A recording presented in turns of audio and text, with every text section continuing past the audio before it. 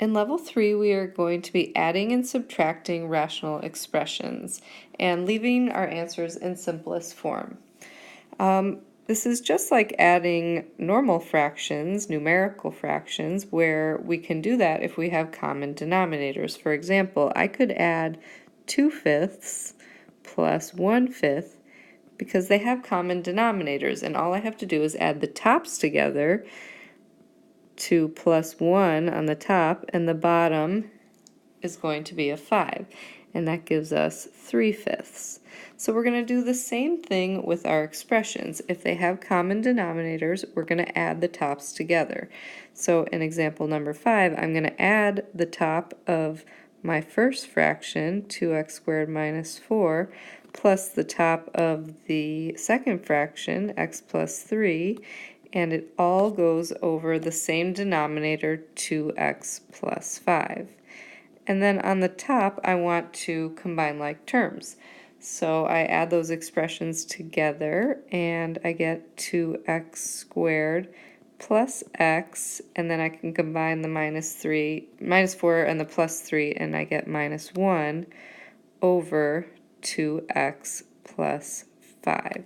And then we should always check to see if our expression can be factored. You want to leave your answers in fully factored form in all of the levels, because then we can check and see if anything cancels out and if our expression could be simplified anymore.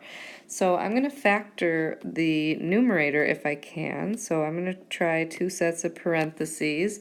And if I put a 2x and an x in my first spots, and a 1 and a 1 in my last spots, these give me 1x and 2x. And if I make this 2x positive and the 1x negative, that does add up to 1x, so this is factorable. So I'm going to put my plus here to give me the positive 2x, my minus here to give me the negative 1x. And I'm going to erase this because I don't want to keep that there. And then my denominator is still 2x plus 5, which can't be factored anymore. And then I check to see if any factors cancel out.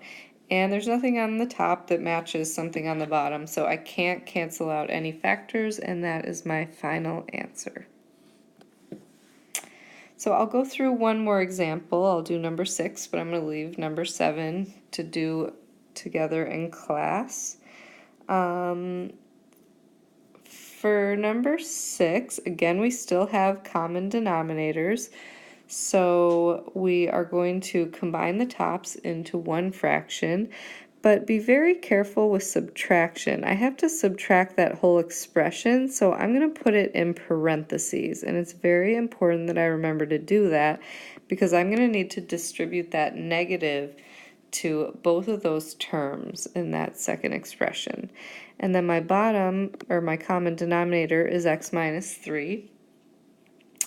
So now I distribute my negatives. So again, this minus needs to get distributed to both of these.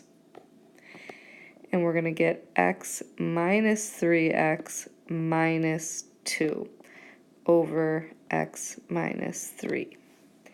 And then I check to see if I can combine like terms, and I can combine x minus 3x, giving me negative 2x minus 2 over x minus 3. And then I want to put my answer into fully factored form, so I check to see if I can factor out a GCF, and on the top on the numerator I can factor out a negative 2. So I factor out a negative 2, and I get negative 2 times the quantity x plus 1 over x minus 3. And I can't cancel the x minus 3 with anything on the top, so that is my final answer. It's in fully factored form and nothing simplifies. And we'll leave number 7 for another day. our level 3 problems are going to be a little more work when we don't have common denominators. So what you want to do to get common denominators is make sure your denominators are fully factored. So your first step, if possible, you're going to factor the denominator. And then you're going to look at the expressions or the factors that you have in your denominator, and you want to come up with the least common multiple. So all the factors that show up need to be in the least common multiple to the greatest power that shows up. And then you want to rewrite both fractions using the least common multiple. So you might have to multiply the top and bottom by something to get the least common multiple. And then you want to add them together just like we did in those last two examples, and then factor and simplify if possible at the end. Okay, so let's take a look at an example.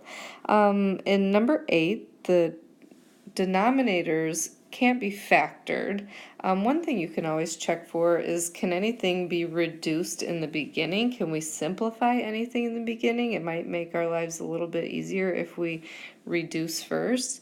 And in that left-hand fraction, -4/10 can actually be reduced right now. So I'm going to rewrite this problem with that simplified a little bit. If I divide those both by 2, I get -2/5x plus, and then I can't reduce the second one, so I'm just going to rewrite it, 6/5x squared. And now I want to compare my two denominators, and they have a 5 in common. They have an x in common, but one of the denominators actually has an x squared. So the least common multiple is going to be 5x squared. And so I want both of those fractions to have 5x squared in the denominator. And that first fraction is missing the x squared. It only has an x. So I want to think to myself, what can I multiply that first fraction by to give me 5x squared in the bottom? So I take my -2/5x and I'm going to multiply it by x/x, because that's going to give me 5x squared on the bottom. I don't have to do anything to my second one because it already has 5x squared in the bottom. So now in that first fraction, when I multiply top times top, I get -2x, and on the bottom, 5x squared plus 6/5x squared, and now I have common denominators, so I can add those together. And I get -2x plus 6/5x squared. And then I still want to check to see if I can factor the expression at all. And I can factor out a -2 on the top. And that leaves me with -2 times x minus 3 over 5x squared. And nothing cancels out, so that is going to be my final answer. In the next example, my first step is going to be to find the least common multiple of the denominators. One fraction has an x plus 4, one fraction has an x minus 2, and so the least common multiple is going to need to include both of those factors. So the least common multiple is going to be x plus 4 times x minus 2. Now to rewrite these with common denominators, the first fraction is missing the x minus 2 in the bottom. So I take my x minus 3 over x plus 4, and I want to keep parentheses around my expressions, and I'm going to multiply that by x minus 2 over itself, x minus 2 over x minus 2. And that will give me the x plus 4 and the x minus 2 in the bottom. And then my second fraction, x over x minus 2, put parentheses around it, times, it's missing the x plus 4, so it needs to be multiplied by x plus 4 over x plus 4. And so now I'm going to rewrite this in one fraction with x plus 4 times x minus 2 as my common denominator. When I multiply those first two fractions, I'm just going to bring that down, x minus 3 times x minus 2, and then we get plus x times x plus 4. And now I need to distribute and combine like terms to that expression on the top. So I need to FOIL x times x is x squared minus 2x minus 3x plus 6. And then I distribute the x, and we get plus x squared plus 4x. And I can leave the bottom in factored form. There's no reason to multiply out the bottom. I just leave it the way it is. And then I combine like terms on the top, and we get 2x squared. When I combine these, and I can combine minus 2x minus 3x and plus 4x, which gives me minus x, and then we have a plus 6.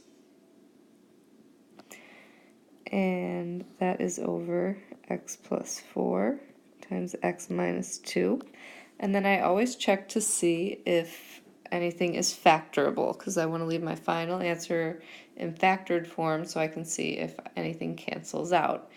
And when I check to see if I can factor this expression, I will find that it is not factorable. So that's going to be my final answer, because nothing can be factored or simplified.